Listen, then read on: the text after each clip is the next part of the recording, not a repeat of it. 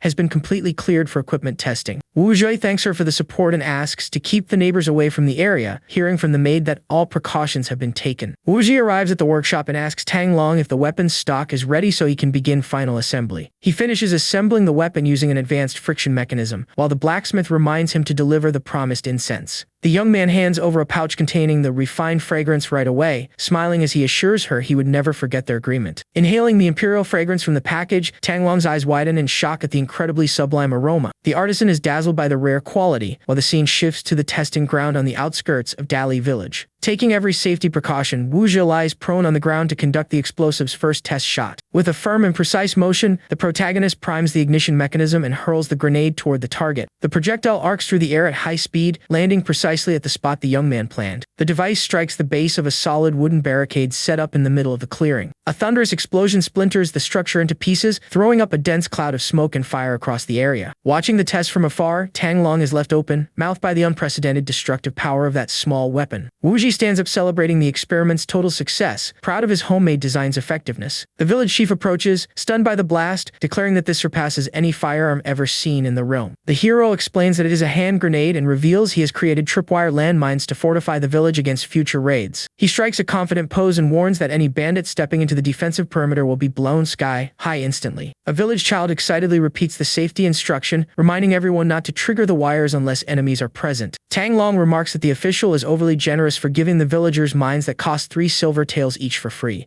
The peasants panic at the high cost, humbly saying their simple lives are not worth that much money. Wu Zhe shuts down that mindset, firmly asserting that the people are the foundation of everything and no expense is wasted when protecting innocent lives. Overwhelmed with deep emotion, all the community members drop to their knees in a show of eternal respect and gratitude. The protagonist helps the elderly leader to his feet, affectionately emphasizing that looking after their safety is his fundamental duty. In tears, the elder admits he has never seen such a noble official and swears the people will brave any danger to back him. The entire village raises their voices in unison, swearing blind loyalty to Constable Wu toward the horizon. Wu Zhe is moved by the population's genuine loyalty, remembering how valued peasants can form invincible armies. He reflects on the historical injustices of the Song dynasty and how the greed of corrupt officials always oppressed working people. Determined to rewrite that history, our MC extends his hand, vowing to forge the empire into an unshakable powerhouse. Back at the forge, Tang Long praises the terrifying power of the gunpowder and curiously asks to learn the secret recipe. Wu Zhe brushes it off by saying the method is a strictly guarded family secret, preferring to keep the gunpowder formula hidden. The beautiful young woman steps closer provocatively, asking in a seductive tone if he would not make a special exception for her. The young man plays along, jokingly saying that tradition only allows him to teach the secret to the woman who bears his hairs. She laughs wryly and gives his cheek a playful pinch, calling him a smooth talker and turning down the offer in good humor. Tang Long shifts the topic, revealing that she forged a special armor, piercing spike to help him on his dangerous tiger hunt. The female blacksmith shows off her striking silhouette as she fetches the weapon, explaining she used refined steel as payback for the incense she received. She places a three-sided pointed blade into his hands, featuring a flawless metallic finish and a deadly sheen. Gripping the iron hilt, Wu Zhi examines the geometric shape and notices a striking resemblance to modern weaponry. His eyes widen as he recognizes the identical design of the dreaded triangular infantry bayonet. The young man recalls with admiration the legendary effectiveness of the bayonet in elite soldiers' close quarters combat. He asks Tang Long to carve fuller grooves into the blade's faces, leaving the girl puzzled about the purpose of the channels. Wu Zhi explains that the grooves will inflict devastating internal hemorrhaging on the tiger, rapidly draining its strength on impact. He details that air entering through the grooves will instantly collapse the beast's lungs, preventing any counterattack from the animal. Holding the assembled triangular bayonet, Wu Zhi plans to finish off the beast at his leisure once the initial strike limits its movement. Tang Long praises his advanced knowledge, admitting that her admiration for the young man grows by the second. The protagonist smiles provocatively and asks if she will finally agree to become his woman once and for all. The young woman charmingly brushes his hand aside, warning that she will only discuss that after he returns alive from the forest. She takes back the blade, promising to carve the blood grooves into the piece to have it ready before his departure. The next day, Wu Zhi sets off fully equipped with his hunting hound and an arsenal ready to hunt down the predator. He turns down the guard escort to avoid dead weight, focused on taking down the beast alone to maximize his military prestige. At the Lion Tower, the guards mock the new commander's disappearance, believing he fled the city out of fear of the tiger. Former Constable Sun Kai arrogantly sips his wine, calling his rival a coward who cannot handle the heat of the post. The corrupt guards toast in celebration, cheering the new constable's supposed shameful failure. Suddenly, Simon Ching appears in the hall, listening to the gossip with immense interest and curiosity. The nobleman slams his cup on the table in surprise, asking if Wu Zhi truly abandoned his post and fled the region. Sun Kai rises respectfully and greets the influential merchant upon seeing him at the same table. Showing off his financial clout, Simon Ching gladly covers the table's bill to win the former officer's favor. The villain puts on a cynical smile and asks for more details regarding the escape of the man who dared cross him. The soldiers explain the prefectural order and the 10-day deadline, reaffirming their certainty that the rival deserted out of pure terror. Overjoyed by the news, Simon Ching celebrates the stroke of luck that eliminated his biggest obstacle without any effort. He decides to act immediately, planning to send betrothal gifts the following day to force a marriage with Meng Yulu. Meanwhile, the scene cuts to the dense, misty forest around the dangerous Jingyang Ridge. Wu Zhi steps forward cautiously, noticing his hound trembling, signaling their entry into the giant predator's hunting grounds. The tracking hound perks its ears in maximum alert upon catching the suffocating scent of the ferocious beast nearby. Terrified by the monster's commanding presence, the dog backs away a few steps along the shadowy trail. Wu Zhi spots the dark entrance of a rocky cave,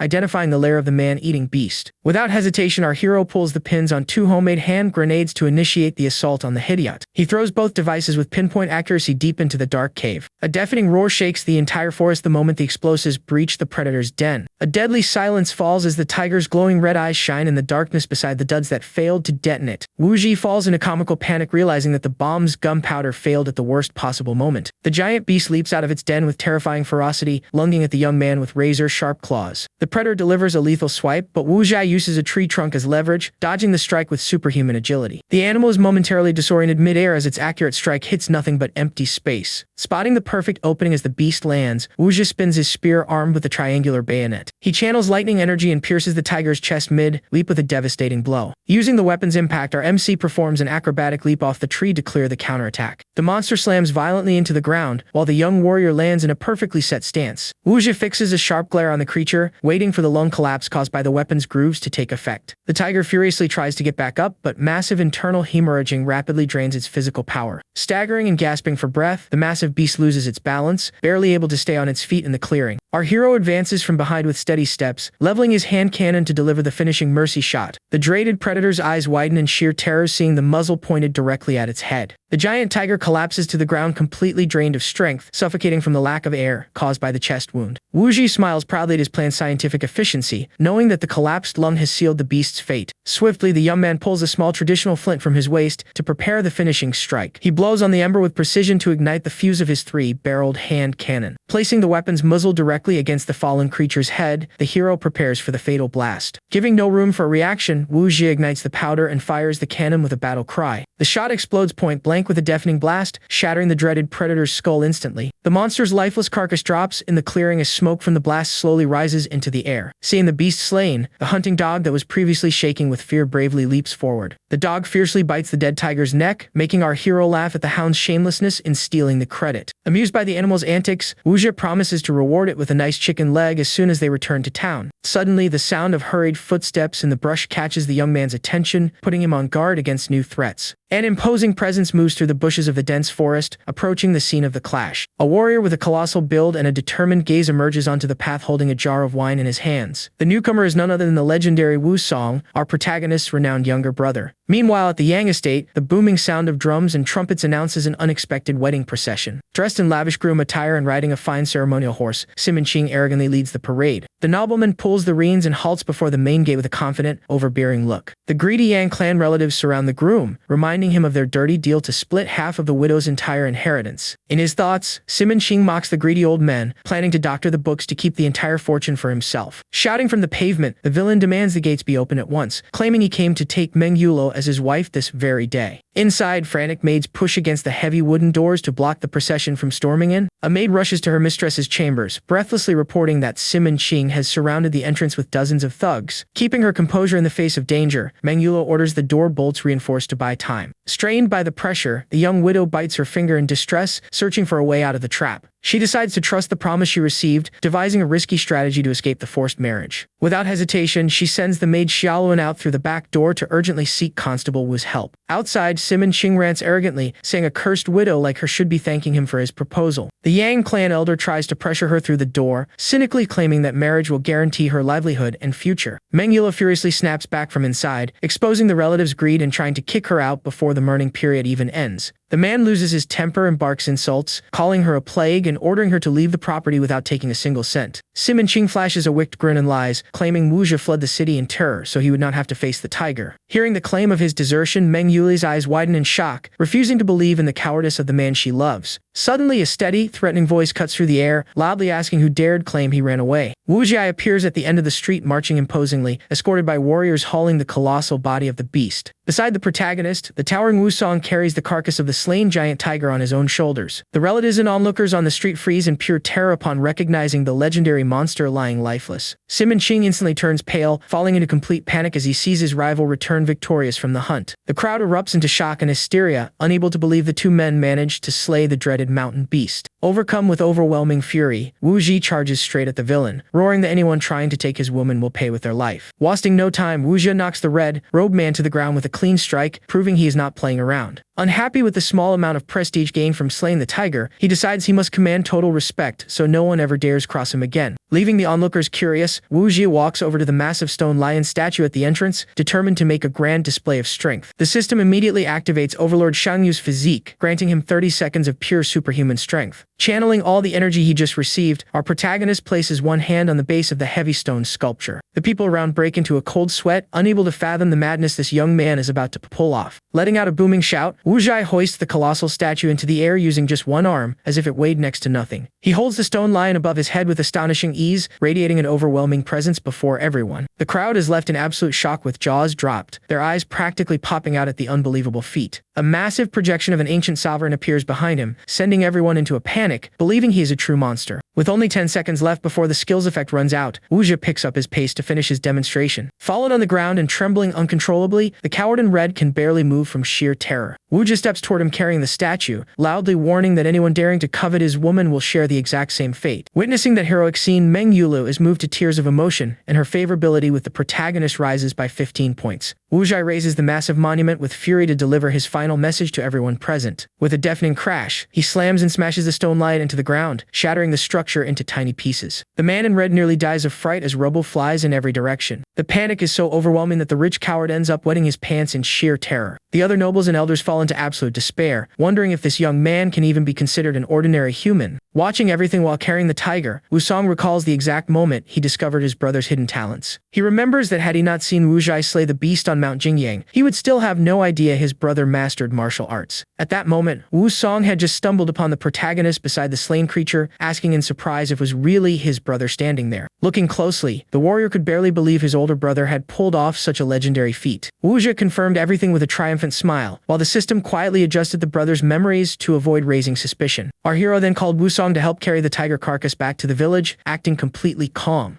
Wu Song was thoroughly impressed to confirm for himself that his older brother had truly taken down that gigantic beast. Taking advantage of the moment, Wu Zhi placed a hand on his shoulder, saying that now that it happened, he could no longer hide his secrets. He spun a story claiming their late father was a military officer who forbade using martial arts in public to avoid tragedy. Outraged, Wusong asked who had wronged their father, and Wu Zhai replied that he too wanted to track down the culprits behind it. The protagonist explained that a mere commoner could never uncover the truth, which was why he needed to enter the court as an official. Pointing his hand toward the sky with determination, Wu Ji stated that he intended to advance patiently on his journey. He promised to climb the ranks step by step until reaching the very top of the government. His goal was to become the highest authority in the Song Empire, leaving his brother completely fascinated by such ambition. Moved by his brother's words and grand plans, Wusong came to admire him deeply, bringing his memory to a close. Back in the present, Wu Zhi calmly walks over to Meng Yule with a satisfied smile on his face. He scoops her into his arms without hesitation, suggesting they hurry home to exercise, drawing a shy agreement from the young lady. Later that stormy night at the Wu residence, Yulu can barely catch her breath and promises to bring her maids the next day to assist her. The system notifies him that Yulu's affection has reached 100%, unlocking a weaving talent and granting enough prestige to attract the attention of Tao Zongwang. The next day, Meng Yulu politely serves tea to Pan Jinlian, showing respect as part of the family. Jinlian calmly accepts the cup, reflecting on the dangerous ventures their husband insists on taking on from here on out. Sipping her tea, Jinlian states that she hopes all the other women in the household do their absolute best to help the Wu family prosper. The other wives and maids immediately agree with the first wife, showing total obedience. Inwardly, Jinlian grumbles about her husband's recklessness in hunting a tiger without warning, deciding she will soon have the others get pregnant to secure heirs. After all, even if the concubines give birth, she will remain the principal mother under family law. She then talks with Meng Yulo, noting that the house is becoming too small for so many people and that they need to purchase a larger property. Li Jiaoer suggests everyone move into her spacious old estate, which would save a good amount of the family's silver. Jinlian approves the idea, deciding to leave the old house for brother-in-law Wusong so he can live more comfortably. Next, she organizes the family's business responsibilities, announcing that they will soon open a new confectionery shop. She goes over Wu Zhi's plans for the liquor trade and directs Meng Yulu to take charge of the family's future textile mill. Meng Yulu accepts the instructions with great elegance and respect. Jinlian also explains that the resources brought by Pinger will be invested in the maritime trade of silk and porcelain to yield high profits. The young woman readily agrees, stating she will leave all decisions in the hands of Jinlian and their husband. In addition, Jinlian brings up Wu Zhi's order to bring coconut oil from the south to produce scented soaps. The protagonist intended to use the ingredient to manufacture foaming soap, as well as pure sulfur to produce gunpowder and medicine. Jinlian sighs, remembering the strange terms her husband coins, but feels satisfied to have passed along all his instructions. She wraps up the meeting by mentioning their husband will pick one of them later, making one of the maids nervous about his endless stamina. Suddenly, Li Jiao rushes through the door, frantically asking for Wu Zhai's whereabouts. Completely frantic, she begs for help, warning that her sister is on the verge of death. Jinlian urges calm and explains that her husband is busy in the laboratory, offering to guide her there. Having no idea what kind of place that is, Li Jiao simply follows the first wife through the hallways. They arrive at the entrance of Wu Zhi's makeshift laboratory, which even features a mandatory disinfection sign on the curtain. Before entering, Jinlian tells the guest that she must take off all the clothes she is wearing. She explains that it was a strict requirement from the protagonist, so no one enters without putting on sterilized clothing first. Although embarrassed by the bizarre rule, Li Jiao takes off her dress to save her sister. Jinlian then sprays a mist of concentrated alcohol all over her body to perform a complete sterilization. Shivering from the chilly sensation, Li Jiao notices the strong, pure scent of liquor coming from the liquid. Tasting a drop on her fingertip, she is amazed by the substance's absurdly high alcohol content. The woman is almost delirious from the liquor's purity, realizing she had never tasted anything so potent in her entire life. Jinlian hands over the clean coat and tells her to get dressed quickly so they can finally speak with her husband. Stepping into the room, they find Wu Zhi fully geared up like a modern surgeon, ready for work. Li Jiao, properly protected with a mask and apron, curiously asks what he is doing there. Wu Zhi points to the table and explains that he extracted penicillin days ago and is testing whether the medicine truly works against the bacteria. He shows 4 containers with pathogen samples taken from the patient and treated with the new drug. The young man explains that if the antibiotic is effective, it will form a clear, clean ring around it, known as a zone of inhibition. Anxious for the results, Wu Zhi and Li Jiao place their hands on the lid of the first container. Distressed over her sister's fate, the girl asks for permission to open the jar herself, and Wu Zhi agrees on the spot. She clasps her hands in fervent prayer, pleading with the heavens for a cure and for her sick sister's life. With fingers trembling from intense tension, Li Jiao slowly lifts the sample's lid. Looking inside the jar, Jinlian instantly cheers upon spotting a perfectly clear circle formed in the middle. Li Jiao opens her tear-filled eyes and weeps with relief at the visual proof that Wu Zhi's medicine actually works. Tears stream down Li Jiao's face as she witnesses the test results with her own eyes. Holding the jar with trembling hands, she asks if this confirms the medicine worked, and Wu Zhi confirms that the rim is clear. He explains that the penicillin successfully eliminated the bacterial colonies present in the sample.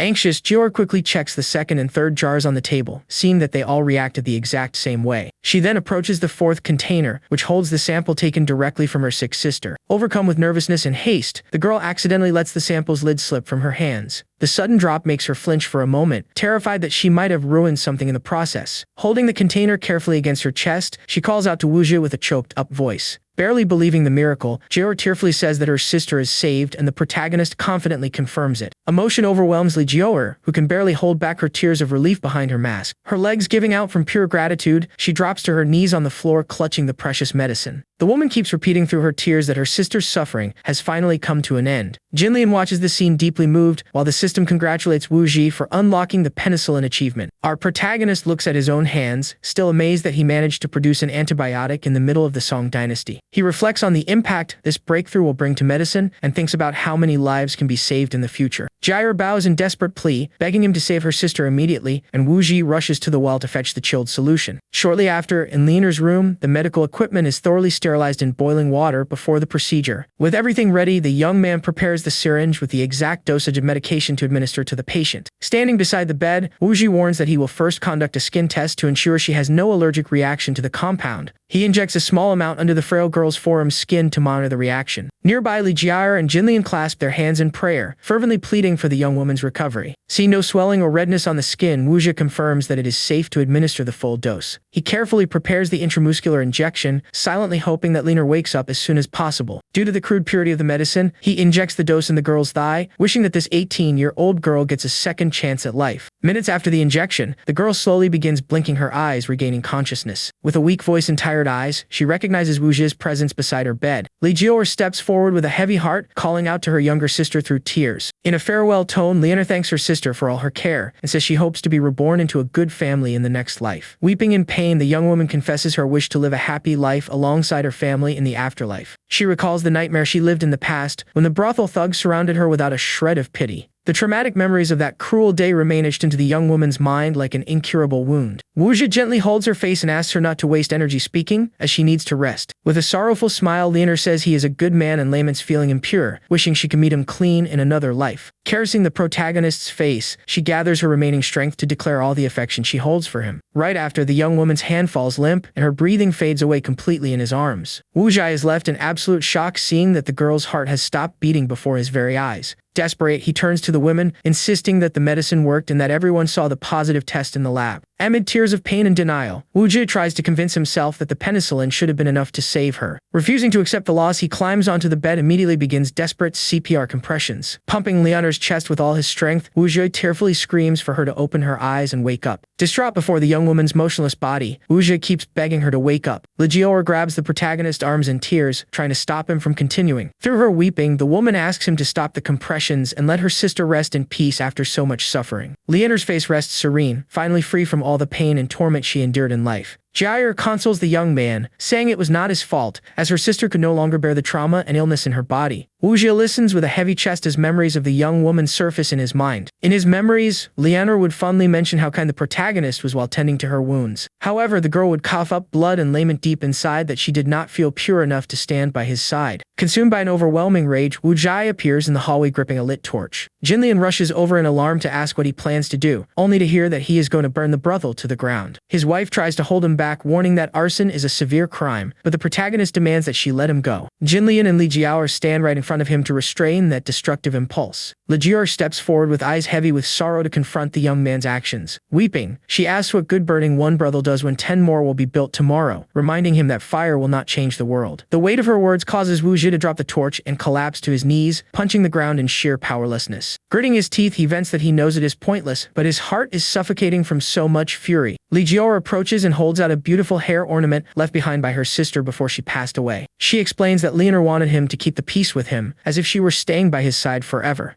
With hands trembling from grief, the young man holds the precious object with profound respect. Squeezing the ornament until his hand bleeds, Wu Ji swears he will lay the young woman to rest as the legitimate sixth wife of his household. He solemnly vows that none of the cowards who mistreated them in the past will escape unpunished. With a resolute gaze, Wu Ji vows to reshape this unjust society so no one else suffers Leoner's fate. Moved by the oath, Li Pinger kneels, pledging eternal loyalty, and her affection for him rises by 30 points. Wu Ji helps her up and asks about Simon Qing's movements, learning that the nobleman has been bedridden after the scare he received. She reveals that the rival plans to visit Old Lady Wang the following day to hatch new schemes. Wuzhi burns both names into his memory, mentally preparing himself for what is to come. The next day, Jinlian casually opens the upstairs window of her residence. Leaning over the windowsill, the beautiful woman wonders if her husband will return home for lunch. On the street below, Wuzhi walks with his guards, greeting the townsfolk with respect. Seeing her husband pass by, Jinlian smiles warmly from above. However, through a clumsy slip, the bamboo pole propping open the window slips and falls squarely onto the head of a passing nobleman. Jinlian gasps in alarm the moment she realizes the object hit someone on the street. Furious from the blow, the man rubs his head, cursing whoever had the nerve to drop it. Fate seemed to be repeating the classic original encounter between the two characters. Looking up and witnessing Jinlian's beauty, the playboy changes his tune instantly and hands back the bamboo pole with a charming smile. Confident in his wealth and good looks, he brags to himself, believing he will win over that gorgeous woman in just a few words. Jinlian comes down to the entrance and offers a few coins for the scare, politely asking him to take the money and leave. The dandy refuses the coins and remarks with a cheap pickup line that the fallen bamboo feels more like a sign from destiny to unite their lives. He tries to pry for her name, but Jinlian cuts him off, demanding respect and announcing that she is heading back inside. Without giving the flirt a second thought, the woman turns her back and walks into the house, leaving the scoundrel completely ignored on the sidewalk. Suddenly, a menacing shadow looms behind Simon Ching, and Wu Jie asks what he is doing at the doorstep of his home. Recognizing the voice of the feared constable, the rich boy freezes on the spot and begins stammering in pure panic. Jinlian comes out to welcome her husband with loving eyes, while Wu Jie stares down the intruder in broad daylight. Tenderly embracing his wife, our protagonist asks what the punishment is for a scoundrel who harasses married women. Simon Ching's legs tremble uncontrollably under the crushing pressure exerted by the young man. The fear is so overwhelming that the cowardly nobleman ends up wetting himself for the second time in a row. Wu Jie and Jinlian watch the pathetic display with clear expressions of disgust and contempt. The protagonist smirks, realizing he has completely altered the tragic course of the original storyline. Desperate, the pampered noble drops to his knees, begging forgiveness and promises to leave immediately. In a tone of pure mockery, Wu Jie remarks that ignorance is not a crime and tells the fellow to get lost. Fleeing in humiliation, Simon Ching silently swears revenge, infuriated at losing his composure every single time he sees Wu Jie. Jinlian hugs her husband and comments that the rival cannot hold a candle to him, comparing the man's appearance. Teasingly, she remarks that the nobleman looks like a frightened stray dog, making Wu Jie burst out laughing. Meanwhile, Simon Ching runs stumbling through the city streets, looking like a mangy dog on the run. He arrives out of breath at Old Lady Wang's tea house, frantically calling out for the woman. In his reckless rush, the young man collides head-on with Old Lady Wang, knocking them both to the floor. Sprawled on the ground, Simon Ching awkwardly apologizes, while the owner of the house tries to shake off the impact. The old woman takes a breath and immediately catches a very suspicious stench coming from the nobleman's clothes. Intrigued by the smell and his frantic state, she asks what on earth happened to him to arrive in such a condition. Embarrassed, the young man lies, claiming he got dirty on the way, and asks to borrow clean clothes to change into. After getting dressed and sitting down for some tea, he attempts to recover some of his lost dignity. With a sly smile, the woman asks if his frustration stems from some lady who gave him the cold shoulder. He angrily vents, recounting that he lost the widow Meng Yulo and was then humiliated trying to approach another married woman on the street. The old woman begins listing, like an expert, the 5 essential qualities a man needs to win over any lady. She casts an audacious glance at the nobleman and praises the zeke she saw while he was changing clothes. Somewhat embarrassed by the elderly woman's indiscreet comment, Simon Ching tries to laugh it off with an awkward chuckle. The madam insists that he has wealth, patience, and time to spare, leaving him no reason to fail with women. Simon Ching fires back, stating that Wu Jie is the main culprit ruining his life and asserting that his rival must be eliminated.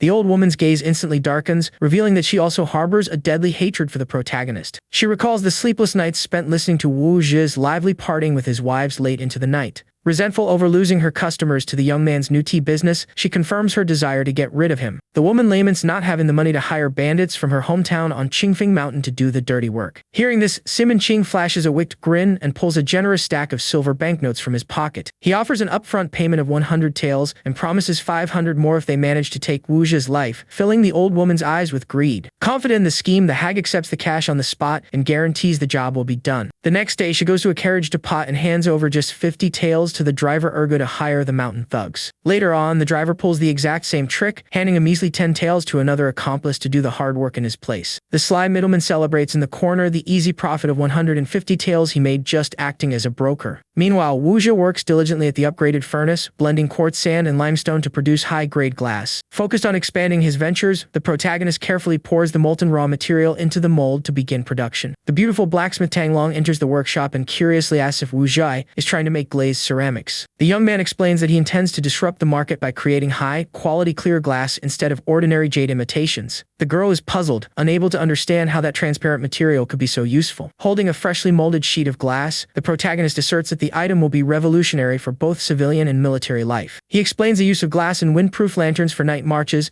and in mirrors for long-distance signaling. Wuji adds that glass lenses will allow them to craft spyglasses to scout enemy camps and formations from afar. Enchanted by the concept, Tanglong grows thrilled realizing they will be able to anticipate any enemy movement. Next, he lists the use of glass and heated winter windows, household containers, and greenhouses for growing vegetables in the cold. The young man also mentions the creation of microscopes, magnifying glasses, and reading spectacles for the elderly who have lost visual clarity. Hearing about spectacles, the young woman leans in eagerly and asks how they could restore the eyesight of the elderly. Overcome with emotion, Tanglong throws herself into his arms and begs him to manufacture those spectacles first. In tears, she reveals that her father only gave up blacksmithing because he could no longer see up close to work. Wuji patiently explains that aging stiffens the eye's natural lenses, making it difficult to focus on nearby objects. He details that using convex lenses solves this problem, requiring only the application of optical principles to local equipment. The young man mentions he needs to examine her father first, while the girl blushes upon noticing the closeness of their embrace. Embarrassed, she promises to give him a kiss if her father is cured, and her favorability with the young man rises by 30 points. Not letting the opportunity pass, our protagonist pulls Tanglong by the waist and plants a passionate kiss on her lips. The female blacksmith coyly complains that her father has not been treated yet, but Wu Ji assures her that the cure is only a matter of time and asks for another kiss. Moments later, the two are together in bed when the village emergency bell begins ringing furiously. Wuji halts the romantic mood immediately, going on high alert upon hearing the alarm signaling invasion. Up in a tree, the village lookout pulls the bell rope with all his might to warn everyone of approaching enemies. Recognizing the chime that signals bandits, Wuji orders the women to enter the secret escape tunnel immediately. Yulin lifts the large stove lid in the kitchen and squeezes inside to enter the underground shelter. Already geared up for battle, the protagonist climbs onto the roof of the residence to assess the scale of the threat. From above, he spots a large band of armed criminals storming the village gates with blazing torches. Mounted on a white horse, Wang Ying, the second leader of Qingfeng Mountain, orders his men to slaughter everyone in the village to avenge their fallen comrades. Thirsting for blood, the bandits surge through the streets, swearing to spare neither the children nor the animals of the village. Using a bamboo tube to communicate underground, Wu Zhi warns that there are about 100 invaders and directs the team to use rapid ambush tactics. He emphasizes that the safety of every villager is the absolute priority, passing the command down to the Hediat. Inside the tunnel, the young woman conveys the protagonist's instructions to the other positioned fighters. Concealed within the underground tunnels, the village defenders grip their spears and axes, ready for the ambush. Outside, the gang spreads chaos by setting fire to the wooden houses in the village. Two bandits break down an empty door, hoping to find defenseless women to loot. Without realizing it, they trip a trapline that lights the fuse of an improvised grenade hanging from the frame. The invaders look up, confused by the hissing of the gunpowder, unable to understand what it is. The bomb detonates in a massive fireball, violently hurling both criminals through the air. Mounted on his horse, leader Wang Ying freezes in shock and screams frantically, believing he is witnessing sorcery. Positioned on the rooftops, the village marksmen aim precise arrows directly at the invading gang. Leaping through the tree canopy, a skilled archer fires a deadly arrow at the enemies. The projectile strikes squarely into the neck of a bandit running beside Wang Ying, dropping the man on the spot. One of the bandits leans against the wooden gate, looking around suspiciously in the darkness. Suddenly, a spear thrusts upward from beneath the floorboards, impaling the invader's rear with brutal force. The man coughs up blood and collapses in agony, warning with his dying breath that the attack came from underground. Seeing chaos spread, Wang Ying panics and orders his men to retreat immediately. The cowardly leader wheels his white horse around and gallops away at full speed. On the roof, Wu Zhi grips his sword and warns that escaping this village will not be easy at all. He leaps from above like a predator, heading straight for the fleeing enemy leader. With a devastating mid-air strike, our protagonist smashes Wang Ying's face, knocking out blood and teeth from the bandit. The petty boss collapses unconscious, foaming at the mouth, while his lackeys rush over to protect him. Enraged, one of the criminals charges forward with a machete to attack the young man. Several thugs surround Wu Zhi at the same time, attempting to overwhelm him with coordinated strikes. With a brilliant and precise vertical slash, the protagonist cleaves the enemy in front clean in half without mercy. Next, he hurls another improvised explosive directly into the cluster of invaders. A massive blast engulfs the bandits in flames, sending bodies flying in every direction. Crawling wounded in the dirt, one of the survivors freezes in shock, believing he is witnessing immortal arts. Terrified by the power of the fire, the bandits flee screaming, convinced that the god of fire himself has descended to earth. Wang Ying runs on foot in desperation, lamenting that he still has too many women left to conquer before dying. The short man screams in panic, begging for his life as he tries to reach the forest. Positioned on the roof, Wu Zhi activates Overlord Shang Yu's physique and draws the bowstring with devastating force. He fires a golden arrow that slices through the air at high speed toward the runaway. The shot streaks across an absurd distance of hundreds of meters, striking the target dead between the legs. Wang Ying looks down in terror as an excruciating pain shoots through his groin. The villain clutches his bloody crotch and howls to the heavens upon realizing he has lost his manhood. At that moment, an accomplice arrives on horseback to rescue the mutilated leader. The bandit hauls Wang Ying onto the mount, and the two manage to vanish into the forest mist.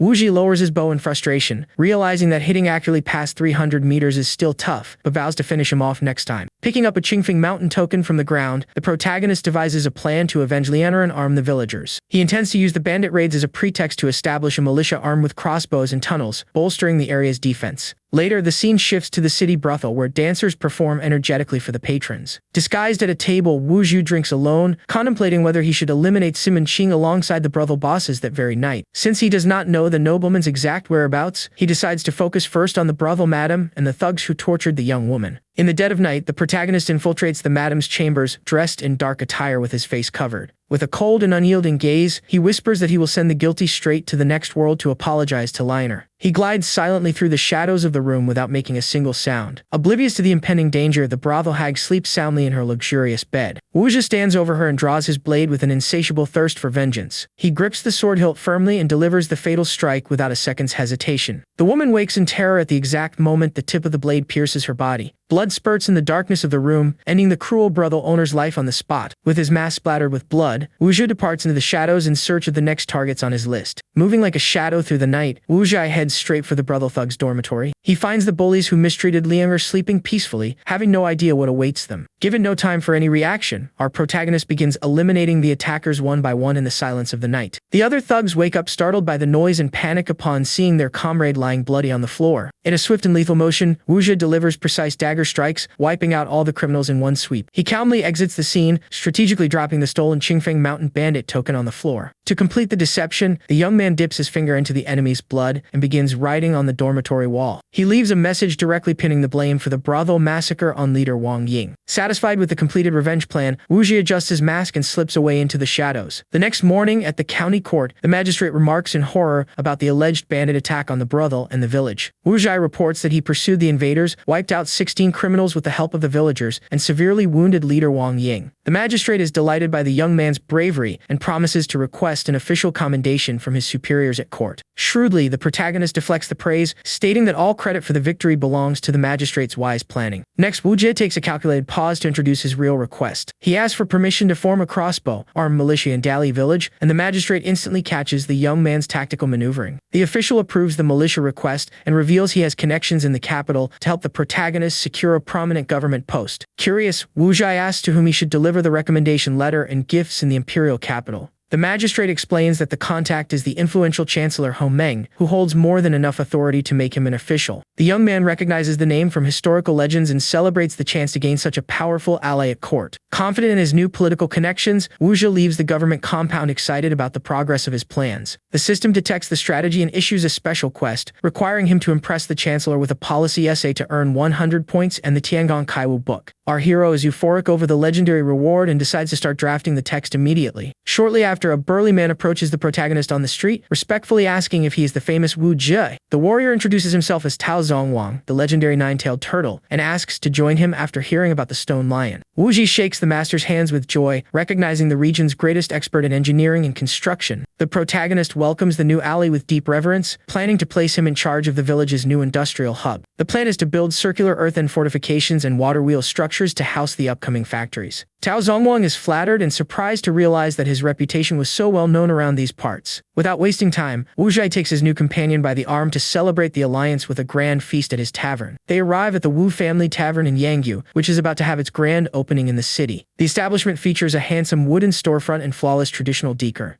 Shortly after, Wu Song enters bringing along the three villagers who stood out the most during the defense against the bandits. The three brave fighters introduce themselves as Du Zaiting, Chang Weiyan, and Shi Yibio. The men bow respectfully, but Wu Zhi warmly invites them to sit at the table as brothers. The protagonist calls for Sun Erniang and asks her to serve the craft beer and mutton skewers he prepared himself. Zongwang stares skeptically, having no clue what this so-called beer could be. The beautiful Sun Erning appears radiantly carrying chilled mugs of the new beverage and a tray full of appetizers. Wu Zhi proudly displays the clear glass bottle, mentioning that he discovered the recipe in an ancient text. In his mind, he details the entire process of malting barley, boiling with hops, and cold fermenting in the ice pit. Peeling the wax seal from the bottle with a smile, our protagonist is ready to introduce beer to this world. Wu Zhi opens the glass bottle with a crisp pop, releasing the fresh aroma of the drink. He tilts the container and pours the bubbling golden beer into the clear mug, forming a thick, creamy head. The men around the table are wide-eyed, staring at that effervescent golden liquid with intense curiosity. Wu Song notices the yellowish color and playfully jokes that it looks like horse piss. Despite finding its appearance odd, the younger brother enthusiastically raises the mug to honor Wu Zhe's creation. Without hesitation, the warrior downs the entire mug in one go, gulping down the chilled drink in large swallows.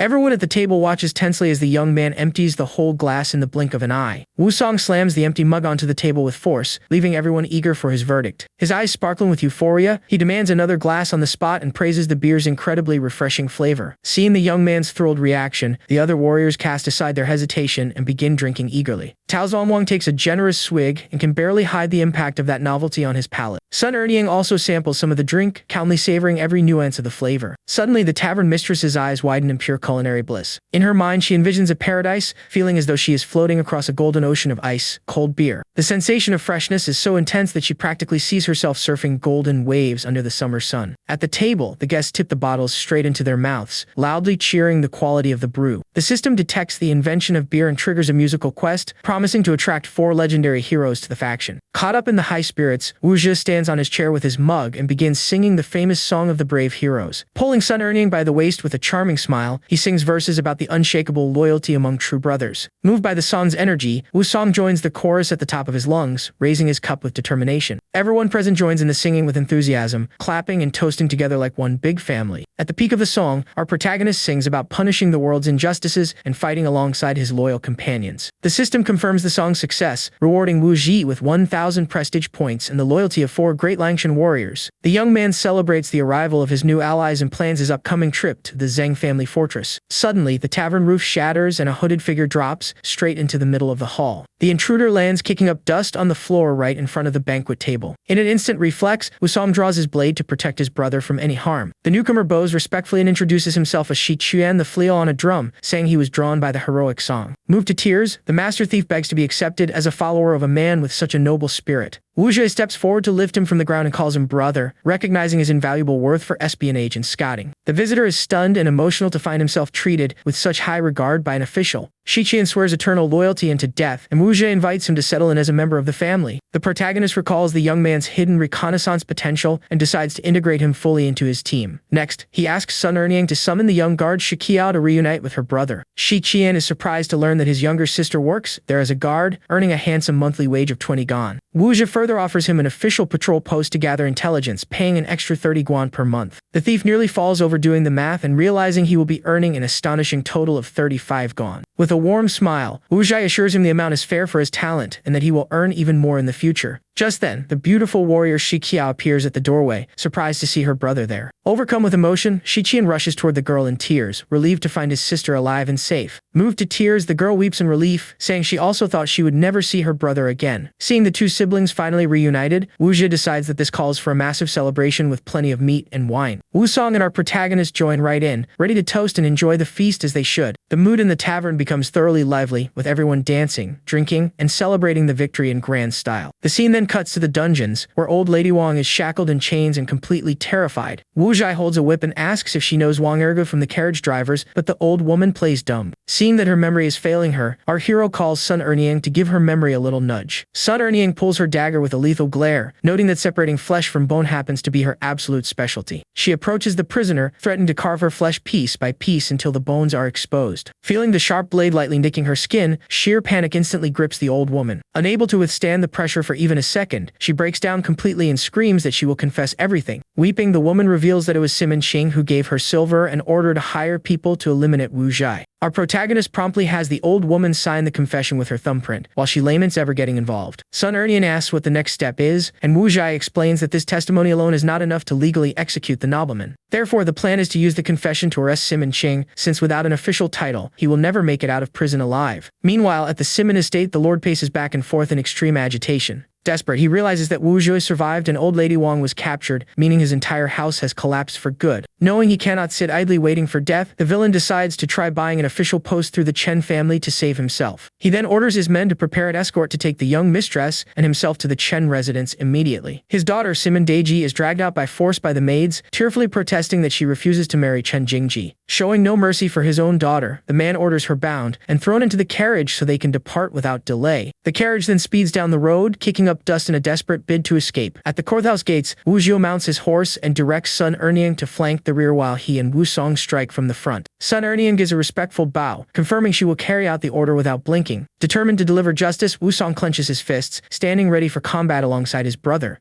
Just then, Li Jiaoer comes running up breathlessly, warning that Simon Qing took young Deji in a rush toward the Chen family manor. Wu Zhi's expression shifts completely upon receiving this sudden piece of news. He grabs the woman by the shoulders and asks how many guards are with the Lord and how long ago they left, learning they have a 30-minute head start. Deeply anxious, she also warns that the man is treacherous and will definitely hire bandits to ambush them along the way. Our hero merely smiles, telling her not to worry about mere thieves since his brother is simply invincible. Li Jiaoer makes a cheeky pass, thanking him for the revenge, leaving the poor young man flustered, trying to explain what he meant. She then hugs him tenderly and confesses that the moment she heard of the deaths at the mansion, she knew it was his doing. The woman explains that young Deji is a very hardworking girl, and having her around would be of tremendous help to the household's businesses. Wu Zhi promises to rescue her and put an end to Simon Qing, keeping in mind that saving the girl is also essential for his system quest. Right then, the system updates an epic quest asking him to raise the affinity of the Simon clan women to unlock new rewards. Watching the chemistry between the two, Wu Song begins piecing together his older brother's recent romantic interests. Until a wild realization strikes the warrior's mind, he is absolutely certain his brother has a secret thing for married women. Wasting no time on foolish thoughts, Wu Zhi leads the charge on horseback, ordering the rest of the group to follow close behind. Galloping at top speed down the dirt road, our protagonist squints as he spots suspicious movement just ahead. From atop a hill, he catches sight of a full squad of armed horsemen blocking the path with the carriage. Inside the carriage, Simon Qing pulls back the curtain with a cynical smirk, pleased to see his rival walked straight into the trap. Across the ravine, the mounted bandits are already fully positioned, sealing the road as our hero draws near. Mounted on a white horse and wielding a flailed mace appears Deng Fei, the feared second leader of the Yima River bandits. The leader sneers, saying that brute force requires strategy, and mentions he sent 3 men to kill those following behind before surrounding Wu Zhi. Yet our protagonist remains unbothered and flashes a mocking grin, asking if he truly thinks 3 thugs can hold back his brother. Wu Zhi then shouts at the top of his lungs for his brother to capture the bandit leader alive if he has a spare moment. Insulted by such arrogance, Deng Fei immediately loses his temper and furiously orders his men to kill the intruder. Answering the call that very second, Wu Song leaps through the air with blades drawn, ready to execute the order. In a single mid-air motion, the warrior decapitates the first rider with surgical precision before even touching the ground. Twisting his body mid-leap, he executes a devastating double slash, wiping out the other 2 bandits in the blink of an eye. Seeing their comrades fall, the bandit cavalry furiously charges at the lone-foot warrior, attempting to run him down en masse. At the same time, Wu Zhi casually lights the fuse on his secret weapon with a highly confident smile on his face. Our protagonist raises his 3-barreled hand cannon and calmly takes aim at the oncoming attackers. With a deafening blast, the shot erupts in flames, lighting up the entire valley in an instant. The blast sends horses and bandits flying through the air, turning the enemy charge into a literal inferno of gunpowder. One of the thugs is left completely torn apart in the smoke, unable to comprehend where such destructive power came from. Even terrified by the carnage, the remaining bandits grit their teeth and swear to avenge their fallen brothers at all costs. Watching their reaction, Wu Zhi quietly admires the gang's loyalty, seeing that they do not retreat even in the face of firearms. On the other side of the clash, Deng Fei tries to steady his men, shouting that cavalry still holds the upper hand over a foot soldier. Confident in their mounted charge, 2 bandits ride at full tilt to flank the enemy from both sides. The riders close the distance with raised swords, striking at Wu Song simultaneously from both flanks. With insane reflexes, the swordsman ducks down at the exact moment the 2 blades cross right above his head. With a cold, lethal gaze, he spins his blades in a counter slash before the enemies can even react. In a clean, ruthless stroke, the first rider's throat is slashed by the warrior's razor-sharp steel. In that same breath, the second blade strikes the other thug dead,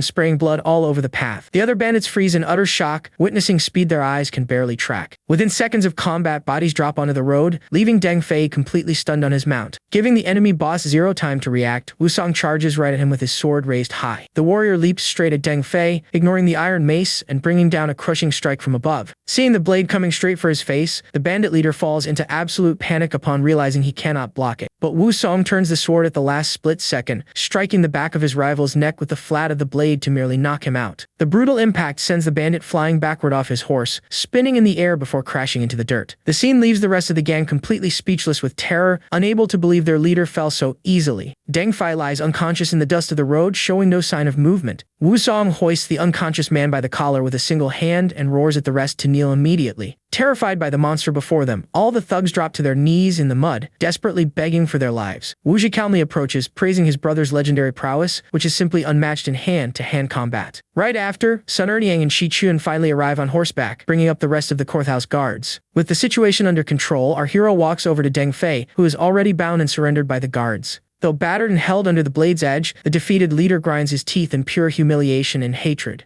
Wu Song points his blade directly at the bandit leader's neck, authoritatively commanding him to stay still. Right then, the system notifies the capture and unlocks a random quest to recruit Deng Fei in exchange for the blueprints of a grand galleon. Our protagonist rushes over to the prisoner and orders him unbound immediately, employing the classic tactic of the great strategists of the past. Furious and proud, Deng Fei spits on the ground and dares the soldiers to kill him, asserting that a true hero does not fear death. Wu Song raises his sword to put an end to the fellow's insolence, but Wu Zhi quickly intervenes and orders the prisoner's life spared. The young man adopts an understanding posture, stating he knows the men of this band only became outlaws due to the world's sheer cruelty. He begins recounting Meng Kang's past, praising his naval shipbuilding talent and lamenting how imperial corruption forced him to flee. Wu Zhi narrows his eyes dramatically, lamenting aloud the enormous injustice committed against men of such caliber. He continues his speech extolling the integrity of Pei Xuan, who always pursued justice before being betrayed by corrupt ministers. He then compares Deng Fei's own loyalty to that of the legendary Guan Yu, leaving the bandit completely stunned and speechless. With tears in his eyes, Deng Fei cannot fathom how this man knows his gang's history as thoroughly as the back of his own hand. Seizing the moment of shock, Sun Erniang introduces the young men as the legendary brothers who conquered the Jingyang tiger. The leader is moved and acknowledges the brothers' feat, impressed by Wu Zhi's bravery in helping in such a legendary battle. Completely repentant, Deng Fei bows to the ground and tearfully begs forgiveness for offending such great heroes out of ignorance. Our protagonist seizes the opening to warn him about the Jurchen invasion from the north and the imminent collapse of the Liao dynasty. He makes it clear that time is running out for everyone and that dark times of war are approaching in full force. The news of the dynasty's fall leaves Deng Fei incredulous, unable to imagine that such a mighty empire could crumble. One of the bound thugs confirms the warning, revealing he heard from merchants that the northern warriors are truly ruthless. Wu Zhi takes the leader's hands and describes the suffering that will fall upon the people if no one prepares to defend the nation. Looking deep in the bandit's eyes, our hero reinforces that every man bears the responsibility to protect his homeland. Touched by the speech and burning with resolve, Deng Fei fills with courage and asks only for his new leader to give the orders. Our MC asks him to convince his river brothers to join his village so they can fight together for justice, and the man readily agrees. Wu Zhi orders the gang unbound and provides 5,000 coins as a gift, leaving Deng Fei flustered before such an honor. The man tries to decline the money since he started the fight, but is stunned by our protagonist's boundless generosity. The leader explains that the money will help the families of the fallen, promising to ensure a proper burial for all the men. Moved by the nobility of the gesture, all the bandits prostrate themselves on the ground, pledging their lives to Wu Zhi from that day forward. Watching the band depart, Sun Erniang remarks in admiration on the young man's kindness, but worries they might run off with the gold. Our hero smiles calmly, assuring her that honorable men do not break oaths and that an official pardon will settle everything at the right time. The system confirms the successful persuasion and awards the naval blueprints, leaving the young man dreaming of grand ocean voyages. Keeping his eyes on the main prize, Wu Zhi mounts his horse and gallops off to hunt down that coward Simon Chung. Meanwhile, the villain chuckles to himself in the carriage, confident that the hired bandits have already finished off his enemy. Bound and gagged in the corner, Simon Deji suffers in silence, thinking of our hero's name with a look of hope. Annoyed seeing his daughter thinking of his rival, the scoundrel gives the girl a hard smack, swearing that the young man is already in hell. The driver suddenly panics and shouts that pursuers are glued to the rear of the carriage.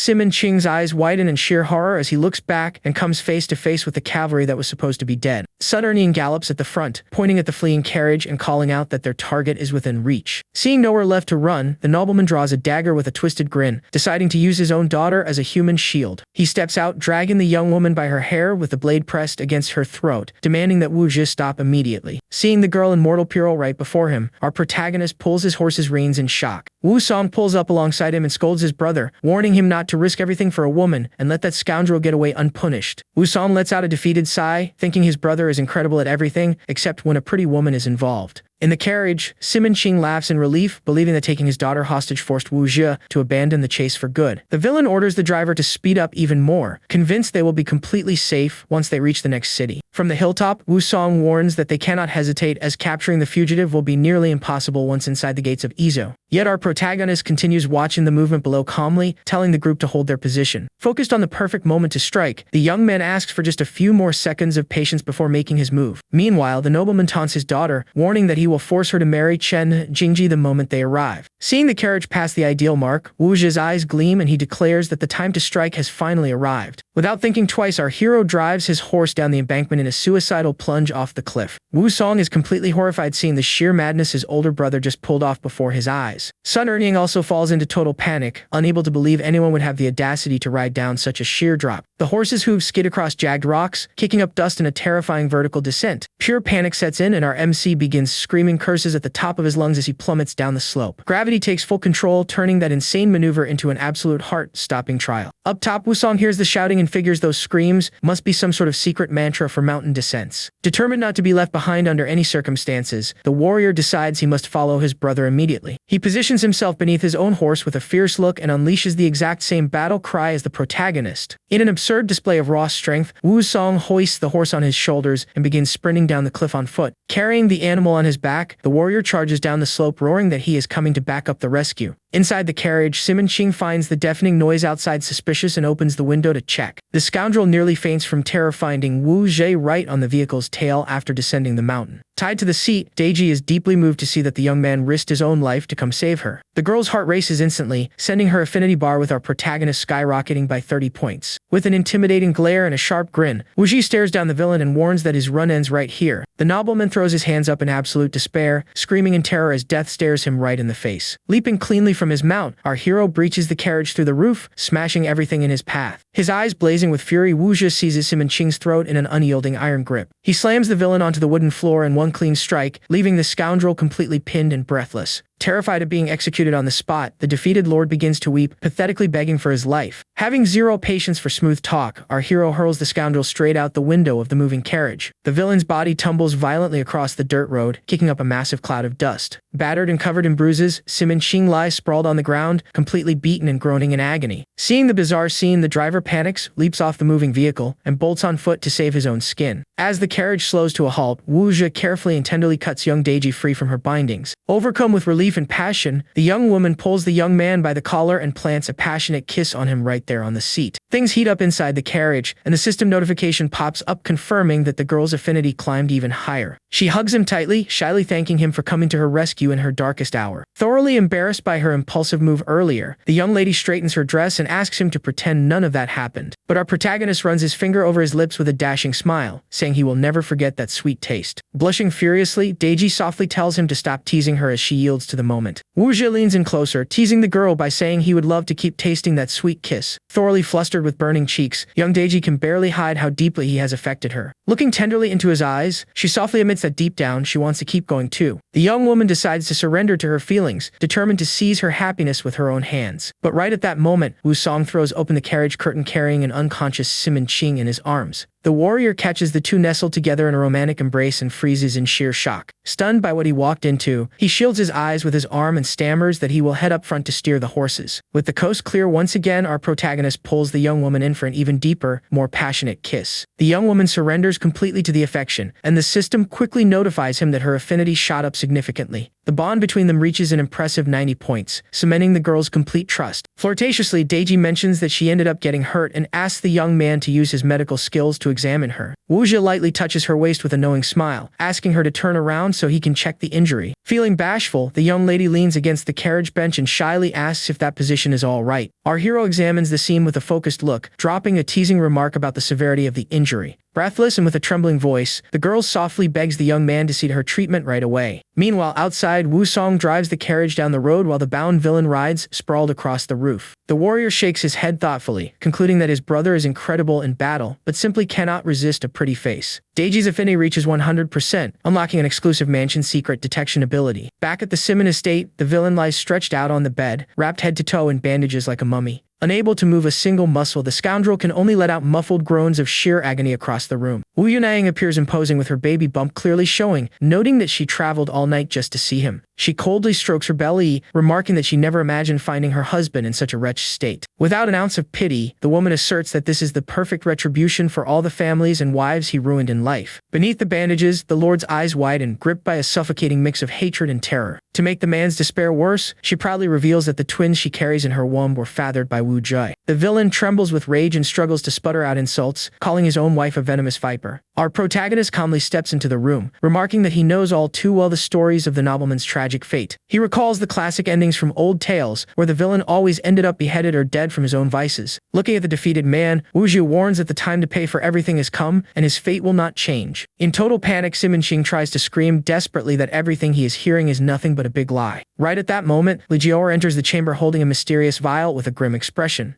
The woman approaches the bed without mercy and pours the liquid from the vial straight into the bound lord's mouth. She explains that the substance will cause his blood pressure to skyrocket, mimicking a fatal heart attack without leaving a trace of poison. The concubine explains that faking a death by illness ensures that the estate and the entire million-coin inheritance remain with Wu Zhe. Hearing the astronomical sum of 1 million coins in assets, the young man is stunned by the scale of that fortune. Our hero smiles with satisfaction, agreeing that handling it right here closes the karmic loop cleanly without involving the courts. The two share loving caresses right there, while the dying man watches it all in sheer agony from the adjacent bed. The medicine begins to boil in the villain's veins, turning his face burning red as he loses control of his body. Outside the room, Yunyang stares coldly at the door, knowing the medication has already begun working as planned. With that, the doors to that room close for good, sealing the man's final fate in the absolute silence of the night. Wuja tenderly caresses Li Jiaoru's face, calmly saying it is long past time to send the lord to the afterlife. The concubine yields completely to his arms, stating with devotion that the young man is now her only master. Bound to the bed, Simonching watches everything in a daze, his tongue hanging out under the effects of the aphrodisiac. Li Jiaoru slides her hand across our protagonist's chest, making clear the desire she feels for him in that moment. Seeing her undo the ties of her dress, the young man compliments the woman's stunning beauty as the mood heats up completely. The girl whispers coyly between sighs, begging for the attention and relief only our hero can provide. Completely seductive, she calls Wu Zhe's name and surrenders to the sheets without the slightest hesitation. Our MC plays along with a teasing grin, promising to use his legendary special acupuncture technique on her. Blushing deeply, the young woman plays innocent, asking playfully what this magical staff is all about. Striking a legendary triumphant pose, the young man dives right in to tame the beast in grand fashion. Passionate moans echo through the room, making the atmosphere between the two in bed utterly irresistible. On the other side of the chamber, the bound villain begins having uncontrollable spasms at the surreal sight. With eyes bulging and blood boiling, the defeated lord enters total collapse beneath his bandages. His blood pressure spikes all at once, and the man's heart finally gives out, marking the end of his pathetic life. Simonching falls dead on the bed with his eyes rolled back, paying dearly for every atrocity he ever committed. The system confirms that Li Jiaoru's affinity reached 100%, unlocking a perk that increases brothel profits. Standing beside his beloved, Wu Zhe mockingly bids farewell to the corpse, promising to take very good care of the widows and the inheritance. Lying in bed with his new partners, our hero plans how he will manage the estate and attend to everyone in the days ahead. Yunyang strokes the young man's chin with a sly smile, commenting on his insatiable appetite for women. Our MC plays the victim, blaming it on the system quest, saying he is merely fulfilling the duty imposed upon him. Shortly after, the Simon estate awakens draped in white as the official funeral for the former patriarch begins. Before the mourners in the coffin, Wu Yuanyang speaks sullenly about the urgent need to secure a new protector. She looks firmly at the other women and proposes that they all marry Wu Zhu together, asking who supports the decision. Without a second thought, Li Jiaoru and young Dangji immediately agree to place themselves under the hero's protection. But a shrill voice rings out across the hall, calling them all shameless traitors before the corpse has even gone cold in the coffin. Yuanyang turns coldly upon recognizing that the shouts of protest come from the household's arrogant fourth wife, Sun Shi. The woman remains on her knees with a haughty, disdainful posture, refusing to accept any deal of the sort. The matriarch steps forward, pushing back against the false moralism and warning of the misery awaiting helpless women in this world. Having no patience for hypocrisy, the leader orders the guards to sell the rebel to a brothel so she can learn the value of a roof over her head. Sun Shu is thrown into total shock by the ruthless order, turning pale as she sees her fate could be total ruin. The first wife bluntly explains that this massive fortune attracts danger and that none of them would survive without Wu Zhe's protection. Panicking, the fourth wife screams that she is a lawful wife and no one there has the authority to sell her off like merchandise. Yuanyang reasserts that she commands the entire household as the headmistress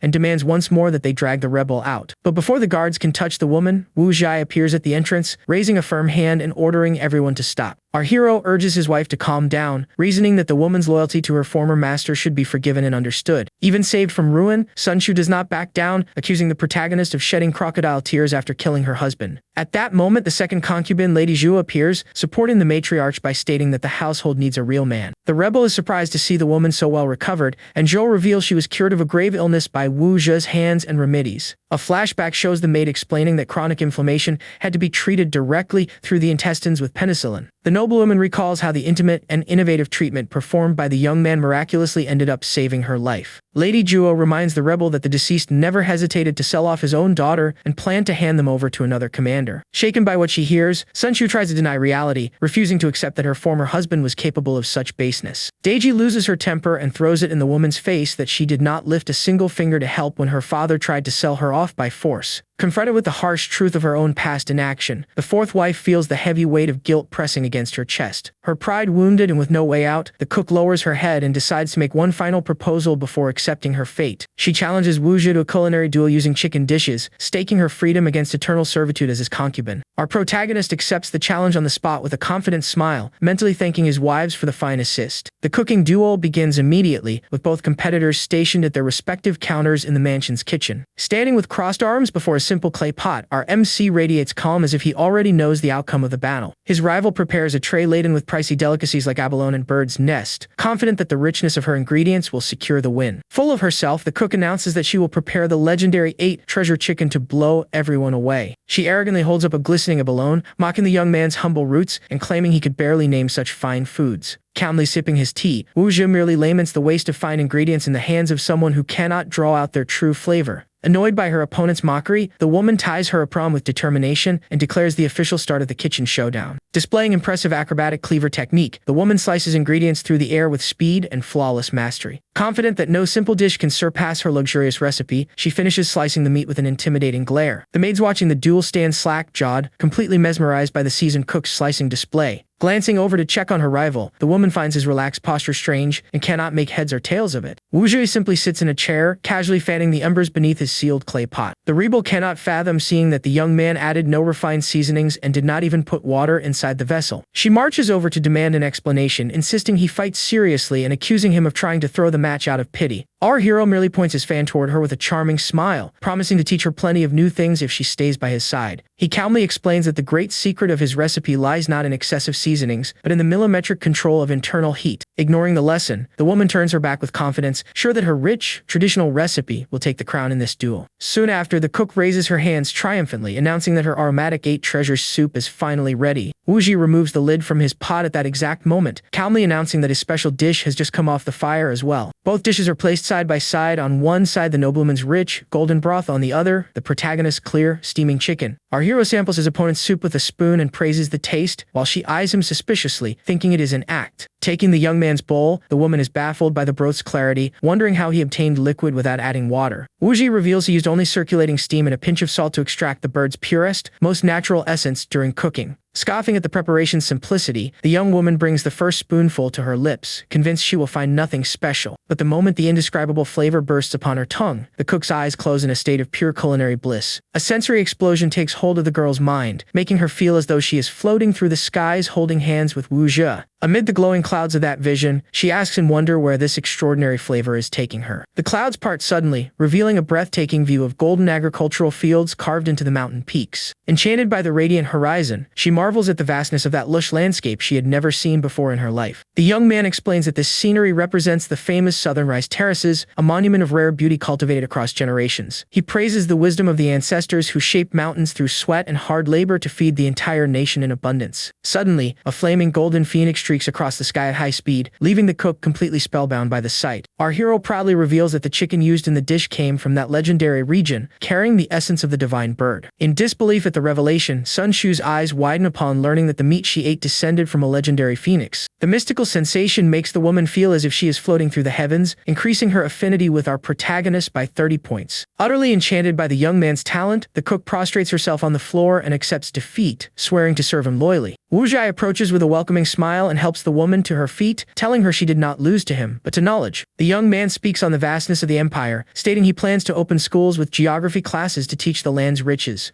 Grand images of mountains, rivers, and walls illustrate the immense diversity of resources and beauty spread throughout the country. Deeply moved by that grand vision, the woman gazes upon her new master with tears of admiration shining in her eyes. Playfully, she asks if she would have won had she known all that beforehand, and the young man confirms it with a smile. Determined to learn more deeply, the young woman leans over our hero and whispers that she wants her first private lesson tonight. She nestles into the sheets with blushing cheeks, sighing with satisfaction as she experiences the true power of knowledge. Wu begins by massaging the woman's back, explaining in a lecturing tone that the pressure serves to tenderize the muscle fibers. Shivering at the gentle touch, the cook arches her body on the bed and confesses she is feeling something entirely out of the ordinary. The young man grins wickedly and notes that the feeling is spot on, as the next subject of the night will be a hands-on biology class. Surrendering to the moment amid moans of pure pleasure, she realizes the protagonist's wisdom goes far beyond anything she ever imagined. The mood boils over in the chamber as our MC demonstrates all his energy and stamina worthy of a martial legend. Completely exhausted and fulfilled, the woman drifts to sleep in his arms, sending her affinity bar straight to the maximum mark of 100%. The system unlocks an exclusive culinary perk that boosts physical recovery and reduces fatigue for anyone who eats her cooking. Outside, the maid notices the bathwater spilling over, while the system announces that the mass wedding with the widows will complete the quest. The next day, we find our protagonist focused in his study, drafting documents and plotting the clan's upcoming moves. Aware of the impending historical crisis brought by war, the young man knows he must rapidly advance technology to guarantee their survival. Tao Zongwang and the blacksmith Tang Long arrive at the office, offering respectful greetings to the leader of the fortress. Wu delivers the blueprints into their hands, explaining that the first design is a massive granary capable of storing food for the county for a year. He also lays out plans to build textile mills, hydraulic steel mills, a cement plant, and even a disguised gunpowder workshop. The two builders scratch their heads in confusion, worried that the imperial court might punish them for erecting such tall defensive walls. The young man reassures the pair, explaining he has already secured the magistrate's authorization and will register everything under Brother Wu Song's name. Next, he spreads out the master map of the fortress to showcase the scale and complexity of the entire defensive network. Tao Zongwang recognizes the 8-sided Silk Road design, and Wu explains he will use watchtowers to form an impenetrable perimeter. The builder is stunned by the project's scale and asks where they will find enough labor and land to build it all. Our hero explains that the 500 men from the Yima River are already on their way, and that he plans to recruit 5,000 landless peasants from the region.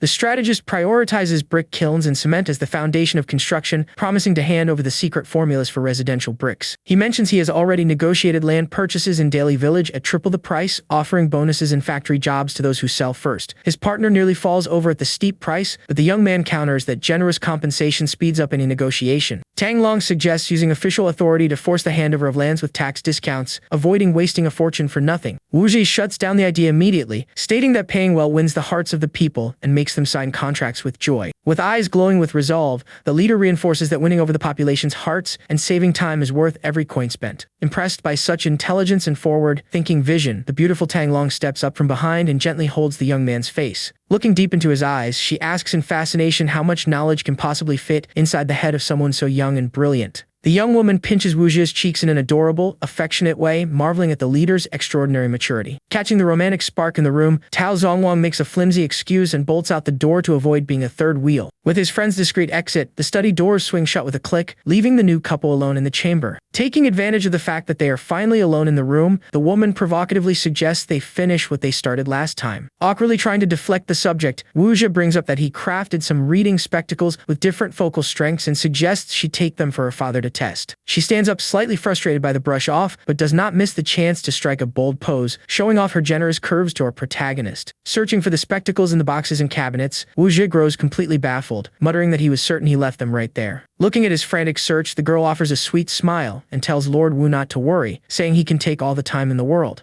Inwardly, however, she is in full panic mode with her thoughts racing, desperately wondering why all of this is happening. She blushes furiously, thinking that, despite the protagonist being fairly short, the size of a certain asset of his is simply colossal. Sensing the dangerous mood and her intense gaze, Wu tries to back away, arguing that he still has a mountain of important matters to handle today. But the girl refuses to take excuses, reminding him that she spent days and nights helping manufacture hand grenades and demands fair compensation for her hard work. Wu feels the immense pressure of the moment instantly and breaks into a cold sweat, feeling even his tailbone ache before the young woman's relentless resolve. She assures him she knows about his busy schedule and promises she will only help him unwind a bit without draining his energy, boasting that she is a very understanding woman. She then laments that, with so many wives and concubines, getting time with him is nearly impossible, and sweetly asks him to visit her more often. With no way out against such pressure and charm, our protagonist can only stammer that he understands, totally surrendered to the awkward situation. Soon after, the scene shifts to Daily Village, where residents are rioting over rumors that Constable Wu wants to buy their ancestral lands, fearing they will have nothing left to eat.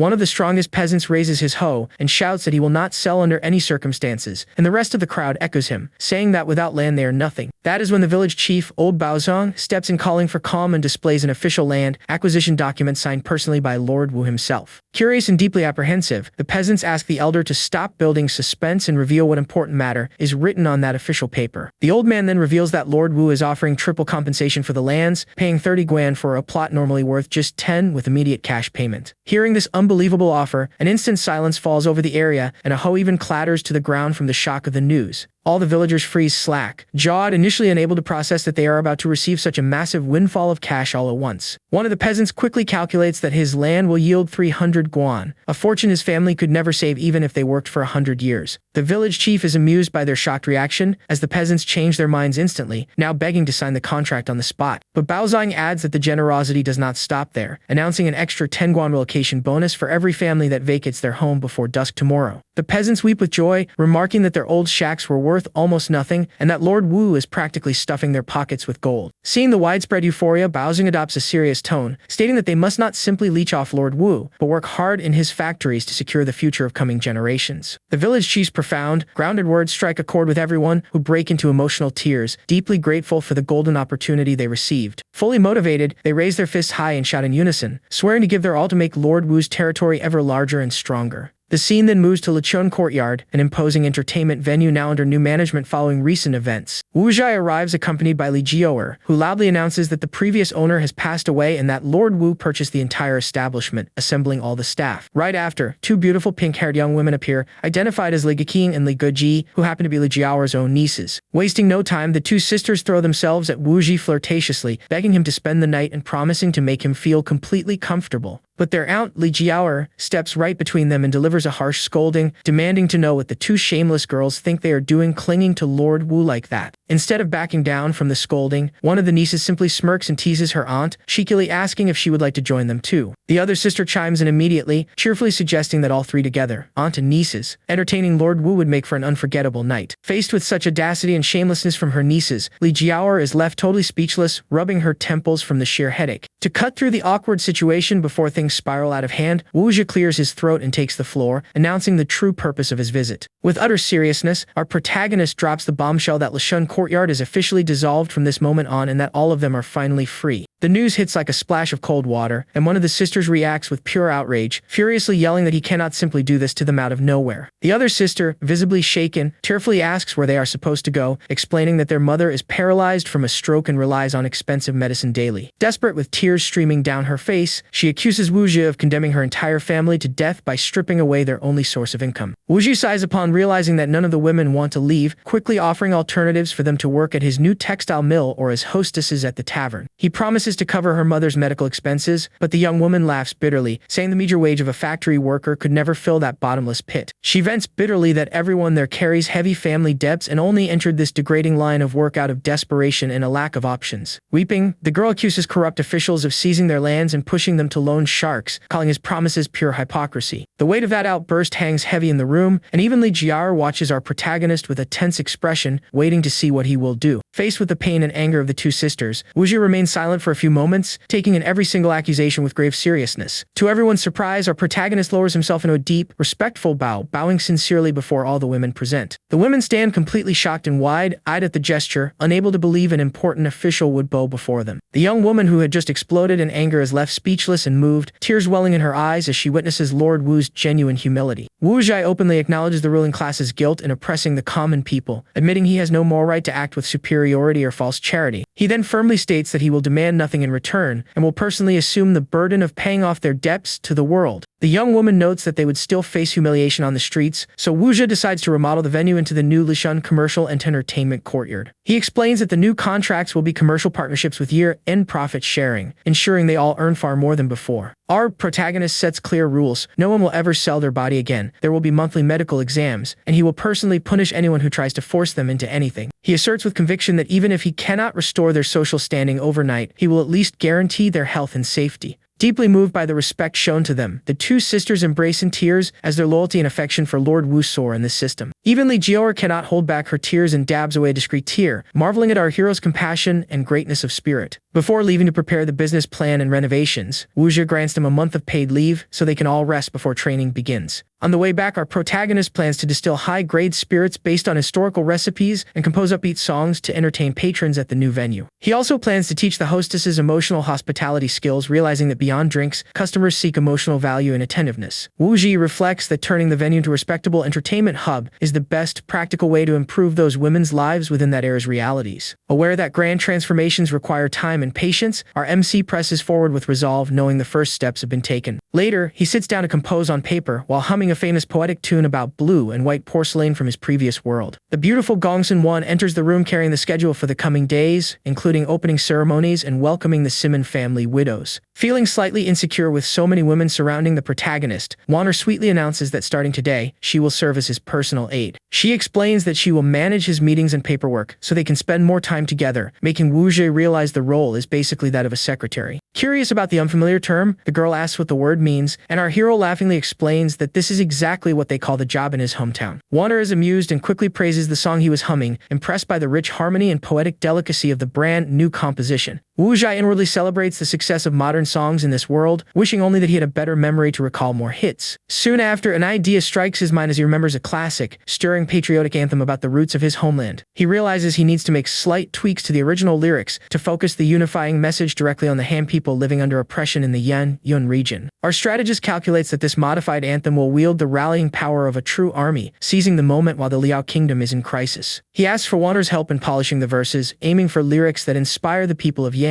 in support, reclaiming the territory without crossing political lines. Wu Jie begins singing the melody with passion while the young woman listens with rapt attention, holding her brush to make poetic adaptations. With immense talent and sensitivity, Gongsun-won writes every verse onto the scroll, elevating the song's lyrical depth with her exquisite calligraphy. As soon as they finish composing, the two hold the parchment side by side, and she eagerly asks what he thinks of the musical poem's final outcome. The scroll displays the first stanza of the song Han Heart, portraying with deep emotion the longing for the homeland and the unyielding identity of their heritage. The following verses praise majestic rivers and the unity of the people, cementing a powerful composition tailored to awaken patriotic fervor in the masses. The system identifies the creation of this high-impact piece and awards Wu Jie legendary composition skills along with a captivating, magnetic singing voice. Fully satisfied with the flawless lyrics, our hero praises Wanner's talent and pulls her in for a passionate kiss, sealing the intimate moment between them. Wu Jie instructs Wanner to spread the new song through storytellers, beggars, and merchants, wanting it to echo across the entire north within a few months. Next, he reveals his plans to travel to the capital to meet Chancellor Ho, and asks her to break down the detailed structure of an imperial policy memorial. Delighted by his interest, Wan sweetly agrees and offers to teach him everything about the public policy essays used in the imperial examinations. She explains that this type of essay evaluates candidates' practical insight regarding border crisis, economics, or governance, focusing on strategic acumen. The young woman notes that imperial examiners generally evaluate 3 core criteria when reviewing these official documents. The first point is identifying the root of the problem immediately, and the second is clear logical organization to persuade the reader. The third crucial factor is practical feasibility, as grand proposals without real-world application mean nothing to those who govern the empire day to day. As she nestles in his arms, Wu Jie reflects on how most ordinary scholars fail the exams precisely because they lack real-world political experience. Wanner adds softly that there are still other important guidelines to follow when writing directly for imperial authorities. Suddenly, she puts on a playful, coy act, pretending to be tired in his arms, intentionally teasing our protagonist to break the serious mood. Our hero wastes no time and jokingly calculates the exact weight of her generous assets, leaning into the banner with great humor. He offers to help her carry that burden, and the girl giggles shyly, telling him to focus on the memorial to impress the chancellor during the capital visit. She emphasizes that history's greatest memorials were those that dared to expose the raw truth without resorting to hollow flattery toward the rulers. Grasping the core essence perfectly, Wu Jie grips the brush with total confidence, ready to write a devastating political critique. He opens the document by justifying his boldness as an ordinary citizen concerned for his country, claiming to have witnessed border realities firsthand. In the text, he urgently warns that the court's plan to ally with the Jin to crush the Liao kingdom will inevitably lead the nation to total ruin. Wu Jie outlines 3 crucial points: Liao must not fall, the Jin dynasty cannot be trusted, and the recovery of Yan must be carried out gradually and strategically. He proposes covertly aiding Liao to buy time, training border troops while granting land to refugees, and turning the common folk into the true bedrock of national defense. Gongsun-won is left utterly spellbound by the brilliance and foresight displayed by the protagonist in his flawless proposals. The impact of that overwhelming admiration stirs the young woman's feelings so deeply that she can barely contain her desire for him. Mutual attraction takes over that instant, and the two surrender fully to wild passion inside the chambers. Warner's affection reaches 100%, and the system unlocks an exclusive perk that boosts Wujia's efficiency in managing documents and resolving crises. After their intimate moment, Wan asks when they will make their marriage official, but Wujia hesitates due to her father's status as county magistrate. She makes it clear she does not care about formal titles and decisively declares she will speak with her father to move into his household starting tomorrow. Wuji smiles fondly at her resolve and agrees to the plan, provided his future father-in-law is not object to his daughter's decision. Just then, the door is kicked open by Magistrate Gongsun, who storms in fuming upon discovering that the man he treated like a brother ended up seducing his daughter. Caught red-handed, our MC scratches his head awkwardly,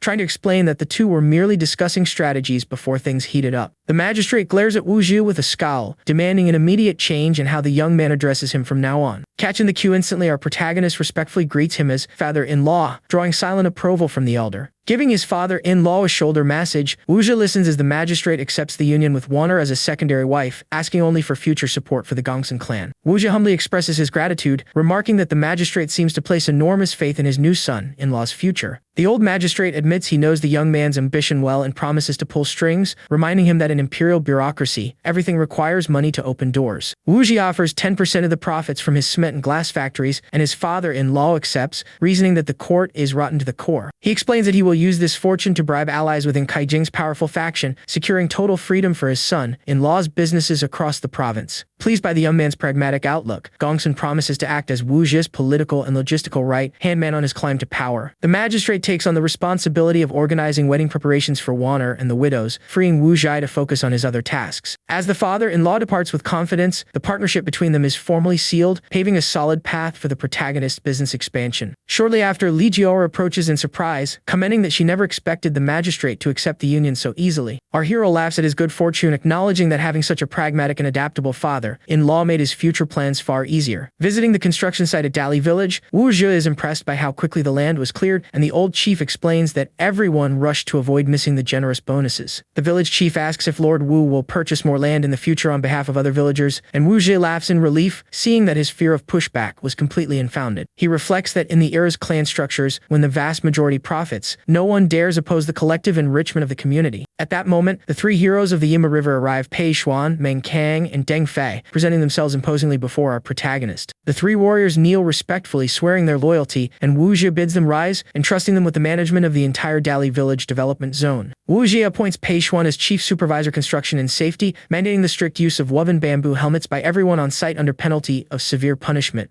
The three men exchange confused glances, finding the concept of wearing a so-called safety helmet utterly bizarre. Our hero then proudly showcases the prototype as sturdy helmet made of woven bamboo to protect workers' heads from falling debris. He explains that red helmets are for supervision and blue ones are for safety inspectors, emphasizing that workers' physical safety is the top priority on the site. Tao Zongwan, the nine-tailed turtle, points out that across all previous dynasties, deaths in projects of this scale were always considered inevitable. Raising his fist, Wu Zhi firmly declares he will not accept that outdated logic, as human life in his projects is worth far more than the heavens themselves. Next, he points to the main construction wall and orders 8 large characters painted on it for all to see daily. He demands they prominently display the motto that human life is of supreme value and that safety must always come first. Moved by such care and nobility of spirit, all the men kneel in reverence, swearing absolute loyalty to our protagonist. Tao Zongwang worries that so much caution might delay the project's delivery, but Wu Zhi already has the perfect solution, proposing to divide the laborers into 10 working squads. He implements 3 continuous rotating shifts, offering double wages, extra meat with every meal, and trophies for the most efficient squads. Tao Zongwang is amazed by the brilliance of the idea, praising Wu Zhi's knack for keeping work fast, and the crew highly motivated. Pei Xuan fully agrees, acknowledging that with this innovative methodology, the timeline will be met strictly without compromising anyone's safety. Meanwhile, former Constable Sun Kai, currently under suspension, watches from afar, seething with rage, swearing to report Wu Zhi to higher authorities for harboring bandits. The scene cuts to the official road at night, where Sun Kai gallops hurriedly with his guards, oblivious to a squad of archers ambushing them from the shadows. The hooded assassins draw their bowstrings in perfect sync, waiting for the exact moment to fire upon the convoy. Suddenly, a deadly volley pierces the darkness, and an arrow strikes Sun Kai squarely in the eye, catching the man completely off guard mid-gallop. A merciless storm of arrows rains down on the remaining soldiers, taking down horses and men in a matter of seconds. Amid screams of agony and pooling blood, every member of Sun Kai's escort is ruthlessly slaughtered without a chance to defend themselves. The assassin leader approaches the elegant figure, observing the carnage, and respectfully confirms that all targets have been eliminated with no witnesses witnesses left. Magistrate Gongsun strokes his beard with calculated coldness and orders kerosene poured over the bodies to burn everything without leaving a single trace. The flames quickly consume the remains of Sun Kai and his soldiers, wiping out any clue that could tie the ambush to the magistrate. Gongsun steps away from the fire, muttering that it was best to snuff out this threat permanently, working from the shadows to protect the future of his valuable new son-in-law. Shortly after, Wujia's grand wedding day arrives, and the city streets are filled with a spectacular celebration featuring music, dancing, and abundant feasts. Mounted on a white horse wearing ceremonial red robes, our hero praises his father-in-law's efficiency, who masterfully coordinated every detail of the joint ceremony. An impressive procession of 8 bridal sedans parades through the town center, carrying all the brides in a grand cortege never before seen in the region. On the second floor of a tea house, nobles watch slack-jawed, gossiping about how someone of humble origin managed to wed so many prominent women. One of the scholars chuckles, mentioning the secret nickname given to Wu Zhai in the county, the man who surpasses Meng, making a direct reference to the legendary conqueror Cao Cao. The crowd along the sidewalks cheers enthusiastically at the scale of the event, hailing our protagonist with the curious new title spreading through the streets. The system formalizes the new title, boosting Wujia's charm with married women while lowering his affinity with the arrogant little Marquis Lu Fang. While the townsfolk celebrate merrily and feast on food shared at the festival, a foreign woman with a striking presence walks discreetly among the crowd. Watching the extravagant spectacle with disdain, the mysterious woman coldly mutters about the moral weakness of the men of the Central Plains. This is Li Qinglu, an influential member of Western Xia's first-class hall, who scoffs at the court's detachment while the fate of the entire North stands on the brink of collapse.